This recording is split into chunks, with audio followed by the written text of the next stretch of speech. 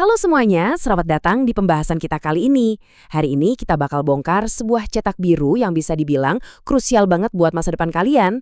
Kita kan sering ya dengar istilah lembaga keuangan bukan bank. Nah hari ini kita bakal spesifik bedah mesin waktu finansial yang sesungguhnya. Dana pensiun. Coba adek jujur sama diri sendiri. Dan bayangin realitas yang nggak bisa kita hindarin. Kita semua pasti bakal menua.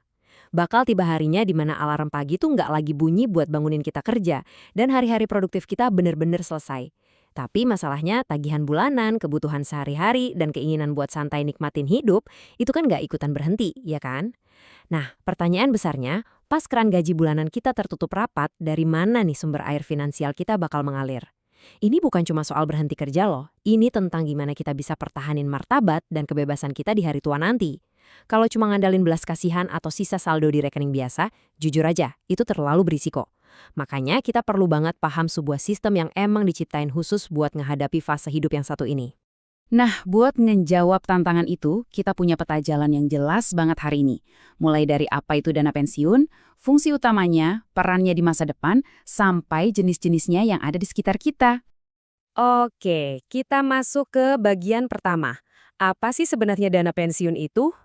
Konsep dasarnya tuh sebenarnya simple, tapi brilian banget. Ibaratnya kita tuh lagi ngebangun anak tangga menuju masa depan. Kita nyisihin recehan demi recehan, sebagian kecil dari hasil keringat kita sekarang, kita susun selangkah demi selangkah. Buat apa? Ya semata-mata buat bikin pijakan yang kokoh, supaya kita dan keluarga bisa duduk santai nikmatin masa keemasan nanti. Bayangin aja kayak kamu lagi ngirim uang ke diri kamu sendiri di masa depan. Kamu yang sekarang kerja keras, ngorbanin sedikit kenyamanan hari ini, biar kamu di usia 60 tahun nanti nggak perlu pusing lagi mikirin cara bayar listrik atau biaya rumah sakit. Kalau kita lihat dari kacamata hukum nih, tepatnya di Undang-Undang Nomor 11 Tahun 1992, dana pensiun itu didefinisikan sebagai badan hukum yang mengelola program manfaat pensiun. Tapi, lupain deh jargon kaku itu. Intinya begini, dana pensiun itu bukan sekedar celengan babi atau rekening tabungan biasa di bank. Ini tuh institusi resmi, diawasin super ketat sama negara dan dilindungi penuh oleh hukum. Jadi uang kalian di sini nggak bisa sembarangan diganggu-gugat atau dicairin cuma gara-gara kalian lagi impulsif pengen beli barang baru. Kenapa? Karena wadah ini didesain eksklusif cuma buat satu tujuan, ngamanin hari tua kalian, tanpa kompromi. Uang ini nanti bakal dikelola sama yang namanya lembaga dana pensiun. Biasanya sih dana ini dipotong otomatis ya dari perusahaan tempat kalian kerja dan sering juga ditambah sama kontribusi pribadi kalian. Tapi ini poin pentingnya nih, uang kalian nggak cuma dikunci di dalam berangkas gelap terus dibiarin berdebu. Wah kalau gitu ceritanya, nilai uang kita bakal habis dimakan inflasi dong.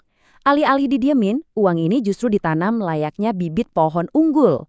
Lembaga ini bakal nginvestasiin dana tersebut dengan ekstra hati-hati ke berbagai instrumen keuangan. Seiring berjalannya waktu, uang kalian bakal ngerasain yang namanya efek bunga berbunga, alias compounding effect. Uangnya ikut bertumbuh, mekar, dan nilainya bertambah. Murni disiapin buat kalian panen pas masa pensiun tiba nanti. Nah, lanjut ke bagian kedua. Fungsi utama. Gimana sih sistem ini benar-benar ngelindungin kita secara nyata? Banyak banget orang yang salah sangka. Mikir kalau dana pensiun itu baru kerasa manfaatnya pas rambut kita udah pada putih. Padahal kenyataannya nggak gitu loh. Fungsi utama dari sistem ini sebenarnya juga bertindak sebagai jaring pengaman finansial yang super kuat pas skenario terburuk terjadi di luar kendali kita.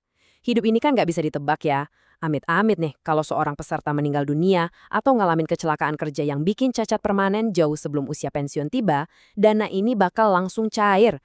Uang pertanggungan dan seluruh hasil pengembangannya bakal dikasih buat nopang hidup keluarga yang ditinggalkan.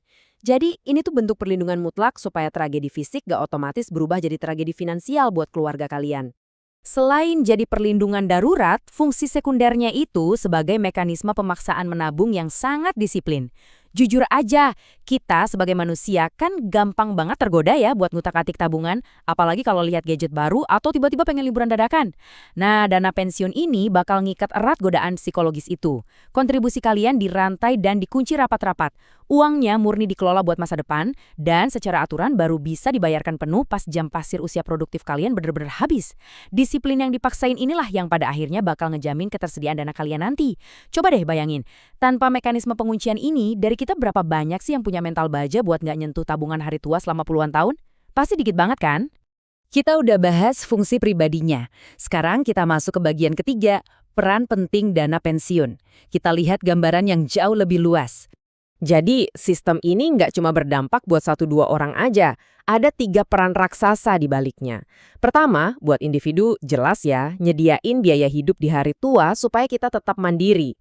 Tapi peran kedua ini nih yang sering kita lewatkan. Dana pensiun itu penggerak ekonomi makro yang luar biasa vital. Bayangin, jutaan pekerja di seluruh negeri nyisihin ratusan ribu atau jutaan rupiah setiap bulannya. Kumpulan dana raksasa ini tuh nggak nganggur. Dana ini diputar jadi modal investasi jangka panjang buat ngebangun infrastruktur negara, kayak jalan tol, pelabuhan, atau bantu muterin pasar modal nasional. Jadi, tanpa disadari, uang kalian ikut ngebangun negara loh. Dan peran ketiga, balik lagi ke kalian pribadi. Ini adalah suntikan motivasi harian. Kalian bisa kerja dengan tenang, berinovasi dan produktif banget hari ini, karena di alam bawah sadar kalian, kalian tahu hari esok kalian udah ada yang ngejagain. Terakhir, bagian keempat, jenis-jenis dana pensiun. Apa aja sih opsinya di dunia nyata? Secara praktis, ada 2 jalur utama yang bisa kalian ikuti. Pertama, itu DPPK, atau Dana Pensiun Pemberi Kerja. Sesuai namanya, ini fasilitas eksklusif yang dibikin sama perusahaan tempat kalian kerja, khusus buat karyawannya.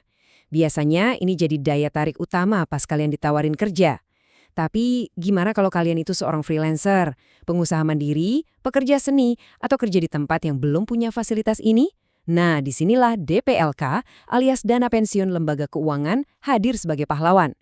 DPLK ini dibikin secara independen sama bank atau perusahaan asuransi jiwa dan sifatnya terbuka banget. Siapapun kalian, profesinya apapun, bisa daftar langsung secara pribadi dan mulai nyiptain program pensiun kalian sendiri. Tapi pada akhirnya, entah lewat jalur perusahaan atau daftar sendiri, filosofinya tetap sama persis. Dana pensiun itu pada dasarnya adalah payung finansial raksasa buat hidup kalian. Pas badai ketidakpastian ekonomi datang melanda, atau pas energi fisik kalian mulai nurun di usia senja, payung inilah yang bakal mastiin semuanya tetap berjalan damai. Sistem ini bekerja dalam diam, berpuluh-puluh tahun, demi mastiin kalian gak kebasahan sama masalah keuangan, tepat di saat kalian seharusnya lagi asik-asiknya nikmatin hasil jeripayah kalian. Jadi, kita udah bedah bareng-bareng ya gimana sistem luar biasa ini dirancang, dilindungi hukum, dan dikelola buat numbuhi kekayaan masa depan kalian.